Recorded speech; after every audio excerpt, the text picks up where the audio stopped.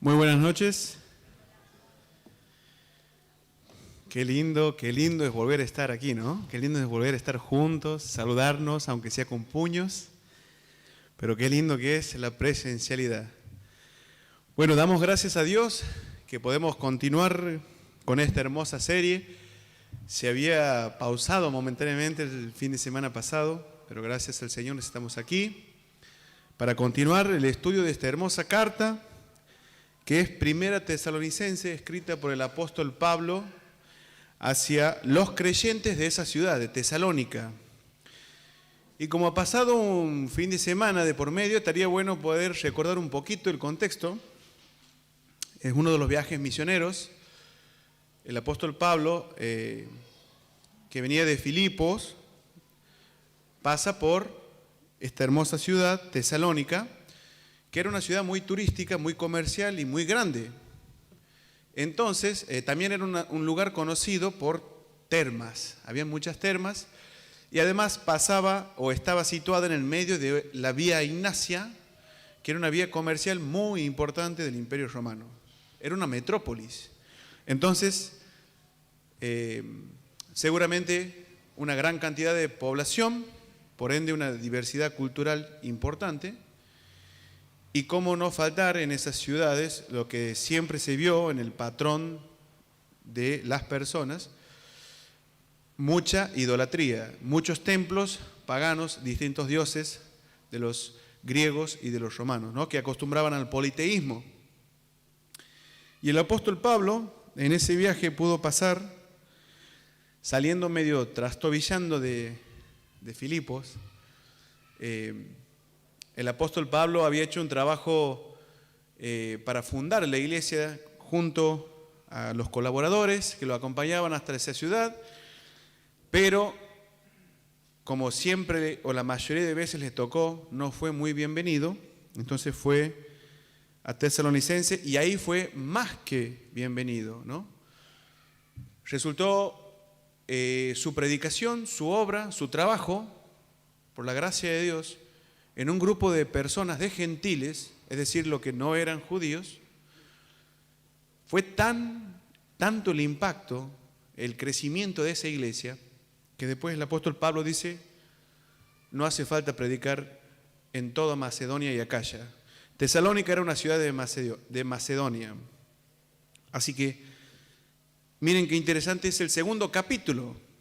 Por eso les invito a abrir sus Biblias allá en sus casas también, a compartir, para que abran la hermosa carta de Primera Tesalonicense capítulo 2. Aquí el apóstol Pablo lo que está tratando sigue parte de una introducción y lo que va a hablar va a denotar lo que se titula esto como esperanza que consuela. Y vamos a ver que se divide en tres ese capítulo. No lo vamos a leer a todo por el amor al tiempo, pero sí vamos a ir en unos versículos. Vemos que del 1 al 10 podemos ver el consuelo del apóstol Pablo. ¿Por qué? Si siguen ahí con la lectura, en el versículo 1 dice, porque vosotros mismos sabéis, hermanos, que nuestra visita a vosotros no resultó vana. Y en el versículo 4 dice, sino que según fuimos aprobados por Dios para que se nos confiase el Evangelio, así hablamos, no como para agradar a los hombres, sino a Dios que prueba nuestros corazones. Pablo lo primero que hace en el capítulo de esta carta es defenderse. Pablo estaba haciendo, como fue en la mayoría de las iglesias o en las ciudades donde anduvo, fuertemente atacado, injuriado, acusado falsamente. Entonces, esto es indudable que hoy por hoy sigue pasando, no solamente lo podemos ver en la historia de la iglesia, sino en nuestras propias vidas. ¿Quién no ha sufrido acusaciones falsas, injurias, palabras que desaniman en su familia, en sus amigos y en sus trabajos? Y el apóstol Pablo comienza a hacer una aclaración en su defensa de cuáles eran las intenciones por las cuales había llegado a Tesalónica. Por eso dice, nuestro trabajo en vosotros no fue vano. Nosotros no buscamos la gloria ni de los hombres, ni de ellos, ni de vosotros, ni de nadie. Y en otros versículos también dice, no buscamos tampoco usar el engaño, la manipulación, la mentira. También menciona la palabra lisonja, de adulación, el lisonjero de labios. Tampoco buscamos lucrar, engañar, tener ganancias por la predicación de Cristo. Hoy se hace eso. En ese tiempo también se hacía eso. Mientras que la iglesia esté aquí, lamentablemente siempre habrá falsos maestros. Desde los tiempos memorables del Señor ya habían herejías, falsedades, y por eso la forma de frenar el mensaje no fue atacar el mensaje, fue atacar el mensajero. Pablo fue atacado por sus compatriotas, por judíos y por otros vecinos de los tesalonicenses que estaban en ese lugar, pero que rechazaban a Dios. Y hoy pasa eso y pasará hasta que el Señor venga en nuestras vidas. El rechazo es común en el creyente en Cristo. El mundo rechaza a Dios, no le conoce. Por ende, cuando una persona llega a Cristo, se convierte en discípulo de Cristo, empieza a pensar como Cristo, a actuar como Cristo, es imprescindible que esa persona sufra. Uno dirá, pero no entiendo. Estamos hablando de la Biblia, que hay un Dios de amor. ¿Cómo es posible asociar Dios de amor con el mal o el sufrimiento? ¿Cómo es posible si Dios me ama, me haga sufrir? Bueno, ese es un interesante tema y es muy bueno poder explayarnos. Pero para sintetizar, el dolor y el sufrimiento es una herramienta que contempla Dios en su plan para trabajar en nuestras vidas. C.S. Lewis, un escritor, filósofo famoso, cristiano, en una de sus citas, parafraseando, dijo: Dios nos susurra en los placeres, nos habla en la conciencia, pero nos grita en el dolor. El dolor es un megáfono para este mundo sordo. ¿Cuántos de nosotros no vinimos a los pies de Cristo por el sufrimiento? ¿Te das cuenta? Ahora, Pablo, lo que estaba siendo atacado no era quizás su persona física, pero sí su identidad. ¿Quién era él? Su reputación, su testimonio. Y eso ataca directamente a la estima personal, al valor personal nuestro. ¿Cuántas veces en nuestra vida no hemos hecho todo lo posible para cuidar nuestro valor personal frente a los demás? Algunos más que otros. Pero mira, el consuelo del apóstol Pablo estaba tan firme en la esperanza en una vida con Dios que soportaba semejante acusaciones de ser alguien falso, engañador, adulador, que iba a tomar ventaja, que iba a lucrar, que era un falso. Y lo que hace Pablo es defenderse, pero no atacarlos. ¿Te das cuenta cómo reacciona al sufrimiento? ¿Te das cuenta la diferencia? Acompáñenme a unas hojas adelante a la carta de 1 Pedro, capítulo 3. 1 Pedro, capítulo 3, dice, en el versículo 13, ¿y quién es aquel que os podrá hacer daño si vosotros seguís el bien? Mas también si alguna cosa padecéis por causa de la justicia, bienaventurados sois.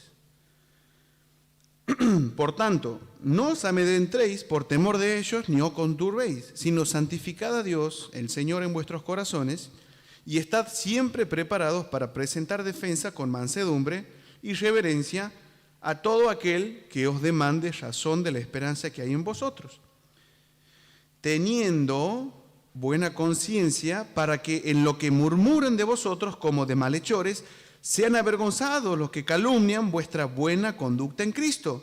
Porque mejor es que padezcáis haciendo el bien, si la voluntad de Dios así lo quiere, que haciendo el mal.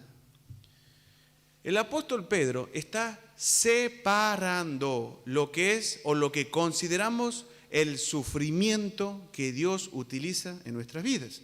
¿Por qué? Porque hay un sufrimiento que causamos con nuestras malas decisiones. Proverbio dice: el avisado ve el mal y se aparta, y el necio recibirá el garrotazo, diría el santiagueño, ¿que no? ¿Cuántas veces no hemos sido esa persona? Y las consecuencias traen dolor a mi vida o a la vida de las personas que rodean. Entonces, ese sufrimiento no proviene de Dios. No puedo decir: Señor, ¿por qué has permitido esto en mi vida? Si la mala decisión la he tomado yo. Eso está diciendo Pedro. Por eso dice el versículo 16: teniendo buena conciencia, para que hagamos callar a los que te acusan falsamente. Ahora, qué difícil es que en tu trabajo te esmeres tanto, te preocupe el testimonio y aún así te acusen de algo terrible. No sé si te ha pasado alguna vez. O en tu familia, cuando tratas de ser respetuoso, amable, servicial, y están esperando quizás el momento y te dicen algo que te destroza, te desanima, te acusan de algo terrible. El enojo, la impotencia, las ganas, ¿sabes de qué? De hacer justicia por mano propia. Señor, ¿cómo puedo enfrentar el sufrimiento de la injusticia? ¿No te cuesta? Bueno, hasta el día de hoy, el Señor sigue trabajando en ese aspecto en mi vida. ¿Cómo me cuesta el sufrimiento de la injusticia? Pedro lo que hace aquí es separar. Condúzcanse de tal manera que no des a hablar a los demás. No que agrades a los demás. Nadie agrada a los demás, sino que el creyente en Cristo solo debe agradar a Dios. Pero no debemos conducirnos de tal manera que demos a hablar, que digamos una cosa, que hagamos como Jonás. Jonás iba escapando del llamado de Dios y había toda una turbulencia en el mar y lo fueron a despertar y le dijeron: che, ¿de dónde sos vos? Y él tuvo el rostro duro de decir: soy hebreo y temo a Dios. Y eso es hipocresía. Si temieras a Dios, hubieras hecho la voluntad de Dios, no haber escapado. ¿Te das cuenta? Y muchas veces el Señor demostró esto, cómo sufrir las injusticias, porque Él sufrió la injusticia. Pedro dice: el justo se dio por el injusto. Si nosotros lo vemos en la tele hoy en día, no puede ser. Es una locura, es algo injusto. Él sufrió por nosotros. Eso fue injusto. Entonces, todo el sufrimiento trabaja en nuestro corazón de tal manera que nos hace ver dónde estás parado hoy. Esa es una de las herramientas que Dios, como prueba nuestro corazón, prueba nuestra fe a través del dolor. Por eso dice Proverbios 16:7, cuando los caminos del hombre agradan a Dios, hasta sus enemigos se asentarán en paz. Proverbios 16:7. ¿Cómo es eso posible? El quid de la cuestión aquí, en el sufrimiento, en las situaciones difíciles, como las pasaba el apóstol Pablo, que era constantemente rechazado, era en donde tenía su valor personal, en donde tenía su consuelo de justicia. Porque Pedro, cuando habla de personas que eran perseguidas, al igual que los tesalonicenses, al igual que nosotros, Pedro dice, porque él, cuando era maldecido, bendecía. Cuando le golpeaban, no respondía, sino que encomendaba su causa al que juzga justamente. ¿De quién hablaba? Del Señor. Pedro hablaba del Señor. La única forma de que el creyente no se desanime y pueda afrontar las injusticias de este mundo es preguntándose cuánto confía en la justicia de Dios. ¿No ha pasado que te has preguntado, Señor, ¿sacarás a la luz esto? ¿Nunca te has preguntado, ¿el Señor mostrará la verdad sobre lo que me acusan, sobre lo que dicen de mí? ¿El Señor hará algo al respecto por la humillación en los lugares públicos, o lo que dijeron, o lo que me afectó, me ofendió? ¿Nunca te has preguntado? Te invito a que abramos en Salmos, capítulo 31, versículo 1 y 7. Dice así, Salmos 31, 1. En ti, oh Jehová, he confiado, no sea yo confundido jamás. Líbrame en tu justicia. Hay libertad en la justicia de Dios. Ese es el consuelo que Pablo tuvo en todas las iglesias. Confiaba en la justicia de Dios. Porque él mismo escribió Romanos 10, que dice, no os venguéis. Mía es la venganza, yo haré, dice el Señor. La justicia de Dios. Por eso el 7 dice, me gozaré y alegraré en tu misericordia, porque has visto mi aflicción, has conocido mi alma en las angustias. ¿Cuántas veces te has preguntado, Señor, ¿escuchas mis oraciones? Señor, tú sabes lo que estamos sufriendo en este momento. ¿De verdad estás atento tus oídos a mi boca? Me gozaré y alegraré en tu misericordia, porque me has visto en la aflicción. A Dios nada se le escapa, pero cuánta falta no nos falta a nosotros de querer tomar justicia por mano propia. Eso no es confiar en el Señor. ¿Te das cuenta? Pablo no atacó a los que murmuraron de él. Pablo se defendió, confiando en que el Señor iba a mostrar a los tesalonicenses el consuelo de Pablo frente al sufrimiento del ataque personal. Como segundo punto podemos ver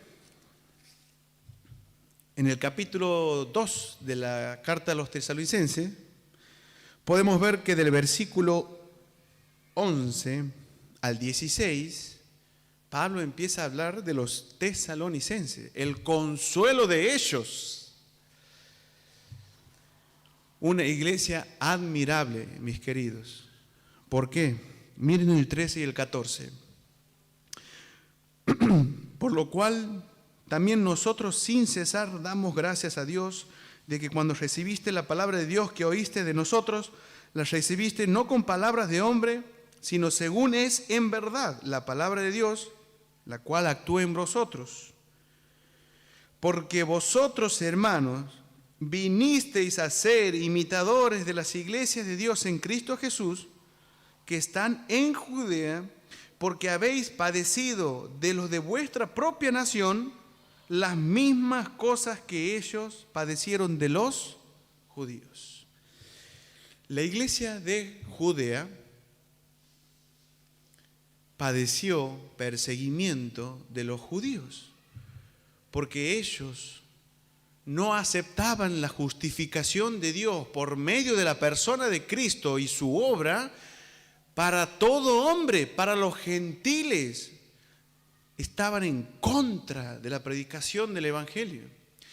Entonces, Pablo dice, fuiste imitadores de esta iglesia porque en donde están también sufriste persecución. Ahora, me pregunto, ¿cuántas veces nos hemos quejado porque tenemos que venir, porque no había presencial, porque había virtual, cuando en otros países tener una Biblia es como tener un arma? Si te ven con una Biblia en brazos, en algunos países, en China, te arrestan. Prefieren ver que tengas droga antes que una Biblia. En Vietnam, no puedes comunicarte, o en el Medio Oriente, sino con palabras claves, con hermanos que están ahí entregando la palabra de Dios. Y nosotros que tenemos tantas posibilidades, a veces somos personas con tantas excusas.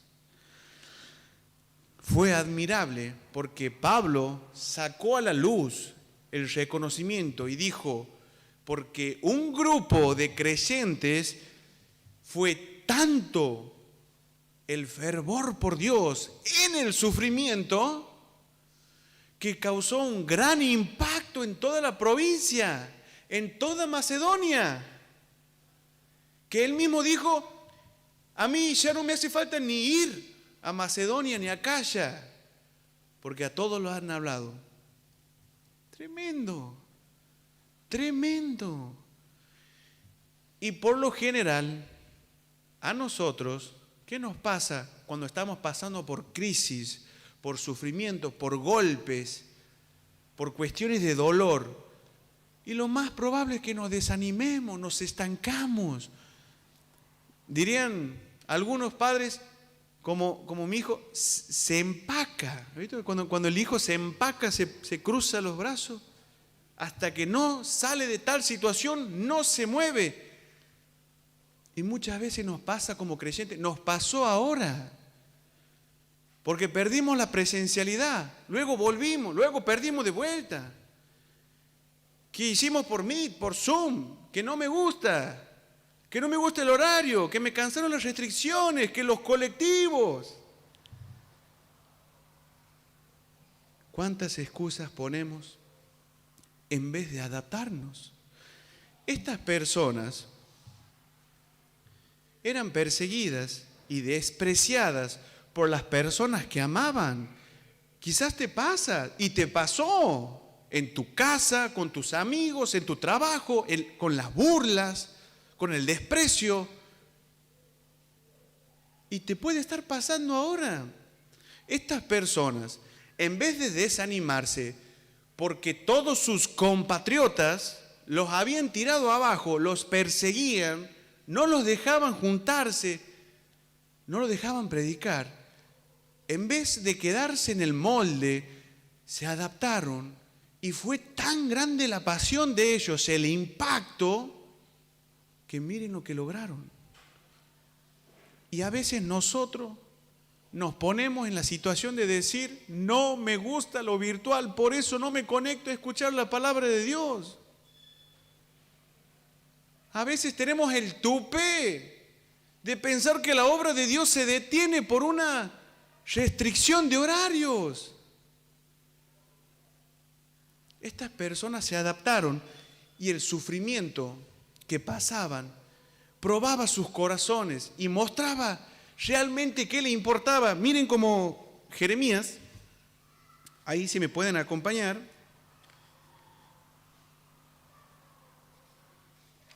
Jeremías capítulo 20, versículo 9 al 2, dice, del 9 al 10, Jeremías 20 del 9 al 10, dice, y dije, no me acordaré más de él, ni hablaré más en su nombre. No obstante, había en mi corazón como un fuego ardiente metido en mis huesos. Traté de sufrirlo y no pude, porque oí la murmuración de muchos, temor de todas partes, denunciésmole. Todos mis amigos miraban si claudicaría. Quizás se engañará, decían, y prevaleceremos contra él y tomaremos de él nuestra venganza. ¿Saben de quién está hablando? Del pueblo de Israel. Jeremías tenía el llamado de Dios para profetizar sobre el estado espiritual terrible de Israel, y se venía la disciplina de Dios, se venía el cautiverio por los babilonios. Pero nadie quiso arrepentirse de su camino y alejarse de su forma de vivir. Por lo tal, como no puedes atacar el mensaje, vamos a atacar al mensajero. Entonces le hicieron la vida imposible a Jeremías. Y Jeremías es sincero y dice, ¿sabes qué? No predicaré más en su nombre porque estoy harto de esto. Harto de estar pasándola así. Pero en ese momento dice, y sentí un fuego que ardía. Traté de apagarlo, pero no pude, porque oí que los demás estaban esperando a ver si claudicaría de la obra de Dios. ¿Te das cuenta? ¿Te das cuenta cómo hay personas en la Escritura que usaron el sufrimiento como un trampolín en la vida cristiana? Y a veces nosotros lo usamos como una colcha para permanecer acostados, cómodos, estancados. El problema del creyente es que a veces entra en un ciclo peligroso de autoconmiseración.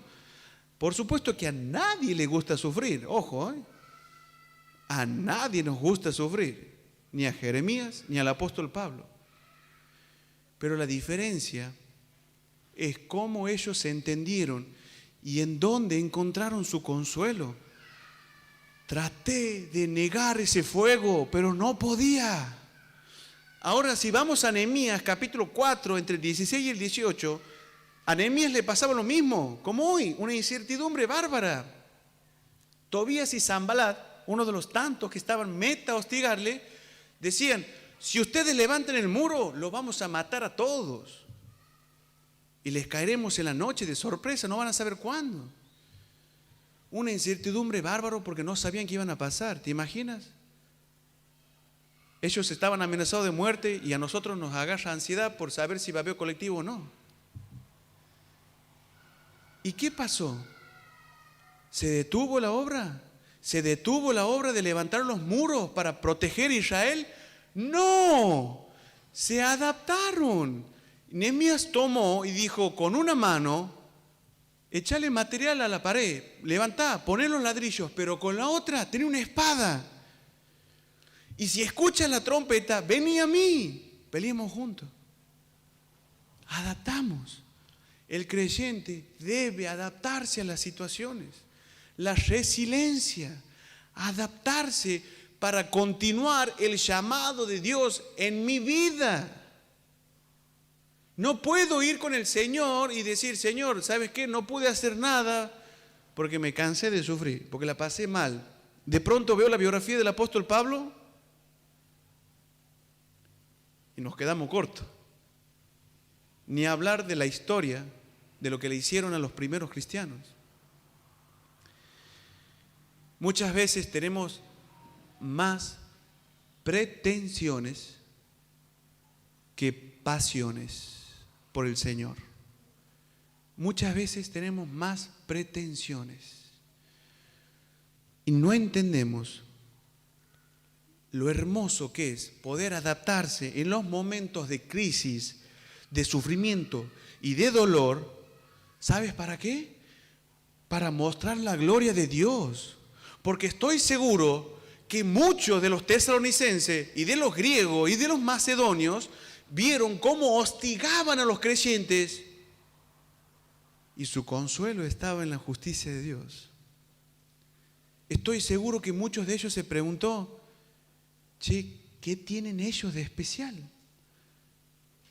¿Por qué no reaccionan? ¿Por qué no se levantan en armas? qué bárbaro es encontrar el consuelo en las promesas de Dios. Como podemos ver, sin duda, toda esta pandemia y estas restricciones afectaron a muchas personas. A muchas personas les afectó el encierro, las restricciones, los cambios rutinarios. Y hay un hermoso ministerio que es el de animar a los hermanos. Qué lindo es buscar la manera de continuar ese ministerio a pesar de las condiciones. Y no decir, voy a esperar a hablar con tal, cuando volvamos a la presencialidad. ¿Te das cuenta? Primera Tesalonicenses 5:14, Pablo dice, a los que están desanimados, anímenlo. El muro, dice Nehemías, lo levantamos juntos, no uno solo. La obra de Dios la hace la iglesia, no un creyente. Entonces, qué importante es adaptarse para continuar el llamado de Dios en mi vida, encontrando consuelo y perseverando, sin desanimar, entendiendo la meta y tratando de dejar de lado los pretextos. ¿Te das cuenta? Admirable cómo la persecución, de hecho, si nos ponemos a escudriñar todas las cartas apostólicas, vemos que uno de los factores que permitió la expansión del Evangelio y por ende de la iglesia en toda Europa y Asia, ¿qué fue? La persecución. ¿Te das cuenta? ¿Te das cuenta cómo Dios prueba tu corazón a través del dolor?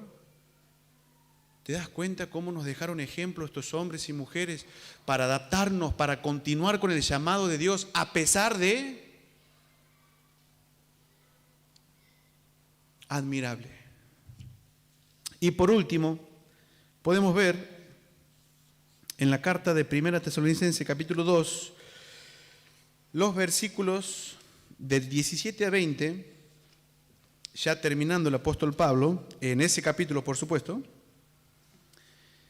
resalta algo maravilloso, el consuelo que nos espera al ver al Señor. Qué lindo y más sublime consuelo de ver al Señor y decir, Señor, todo esto lo hice para ti, en gratitud y en amor. ¿Y saben qué es? ¿Saben qué es lo que espera el Señor? Que hagas con tus dones, con tus talentos, con tu tiempo, con tus esfuerzos. Dice el 19, porque ¿cuál es nuestra esperanza o gozo o corona de que me gloríe? ¿No lo sois vosotros delante de nuestro Señor Jesucristo en su venida? Vosotros sois nuestra gloria y gozo. Ahora te pregunto, ¿el Señor viene? ¿Cómo estás preparado hoy? Mira este consuelo de encontrar al Señor, pero con las manos llenas de gozo. ¿Cuál es el gozo del apóstol Pablo? ¿Cuál es su gloria? Su gloria no es haber estado en un ministerio público, no es haber hablado, no es haber predicado, trabajado. Su gloria es la iglesia de Tesalonicenses, los creyentes, las almas que ganó y que trabajó para Cristo. Esa es su gloria. Por eso dice, el Señor viene, ustedes son la esperanza de mi gloria, que no le voy a entregar una mano vacías al Señor. ¿Cómo están tus manos hoy? Mira el versículo 8 del segundo capítulo, dice, tan grande es nuestro afecto por vosotros, que hubiéramos querido entregaros no solo el Evangelio de Dios, sino también nuestras propias vidas, porque habéis llegado a sernos muy queridos. Y en otro pasaje Pablo se compara como una madre nodriza que cuida de sus hijos, diciendo por el cuidado que tuvo y la preocupación por esas personas. Ahora vos puedes decir, che, me parece a mí o Pablo tiene favoritismo con iglesias. Ojo que Santiago habla del favoritismo en la iglesia, pero no. Sin duda el apóstol Pablo muestra un cariño enorme por cómo fue tratado, pero también por cómo respondieron a la palabra de Dios. El quid de la cuestión es el trabajo en personas.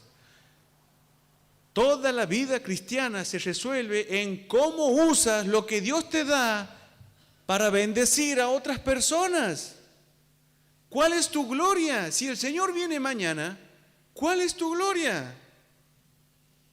Ahora vos me dirás, no, pero yo me he cansado de ser amable, gentil, de hacer favores a gente. No estamos hablando de eso. El apóstol Pablo no habla de eso.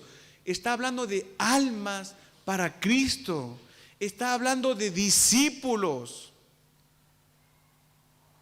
No podemos decirle al Señor, Señor, no, si viene mañana, justo me agarró una pandemia, la verdad que me quedé sin discípulos, no tuve la oportunidad, me costó prepararme, me costó madurar por estas cuestiones de las restricciones y demás.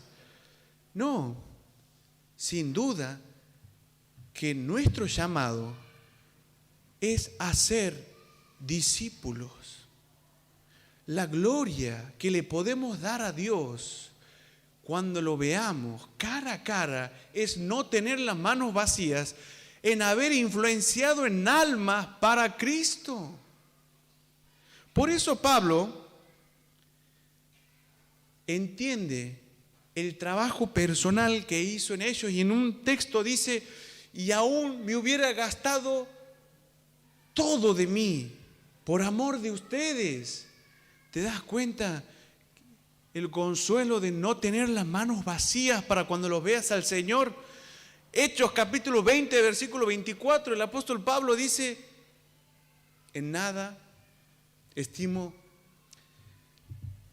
preciosa mi vida a fin de acabar la carrera, el llamado, la misión que me diste. Si vamos a 2 Corintios capítulo 12, versículo 15, con mayor placer, le dice ellos, gastaré lo mío y aún a mí mismo, por amor de vuestras almas, aunque amándolos más, sea amado menos. Ese es el amor de Dios.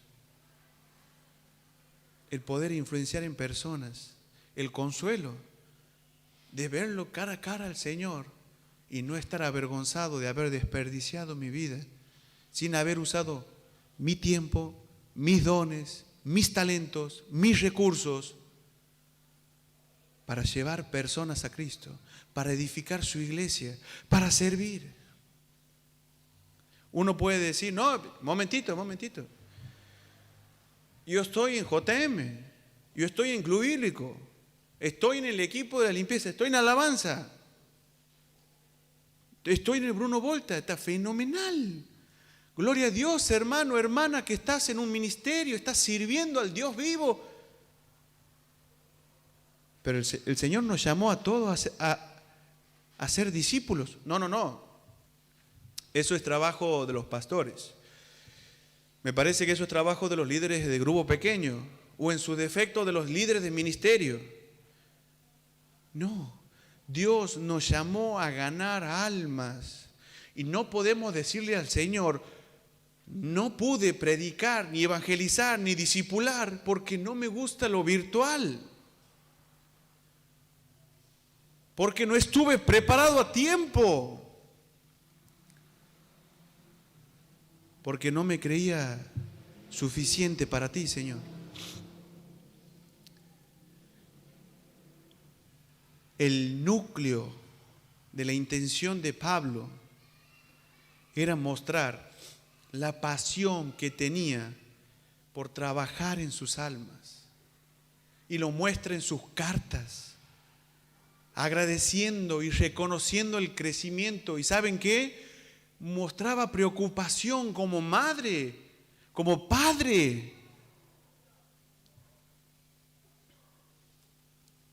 La pregunta es, ¿qué estamos haciendo hoy para invertir en vidas, en personas?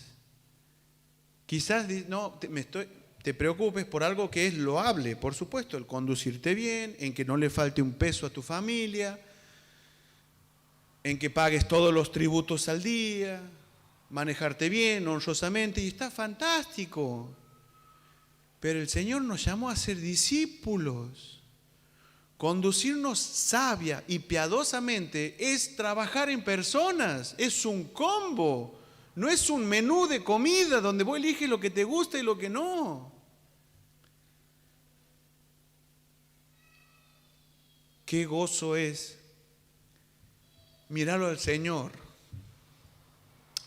y decirle, con todo lo que me has dado, Señor, he sido fiel en lo poco y he trabajado en ellos, en ellas. Qué lindo es serle fiel al Señor en los pocos, para que nos diga, bien, siervo fiel. Qué consuelo, qué bárbaro, cómo no impactar toda la provincia, cómo no quedarnos de los brazos cruzados e idearnos y buscar, ganar y conquistar más personas para Jesucristo. ¿Cómo no hacerlo sabiendo que todas las coronas serán para el Rey de Reyes y el Señor de Señores? Que Dios bendiga su palabra.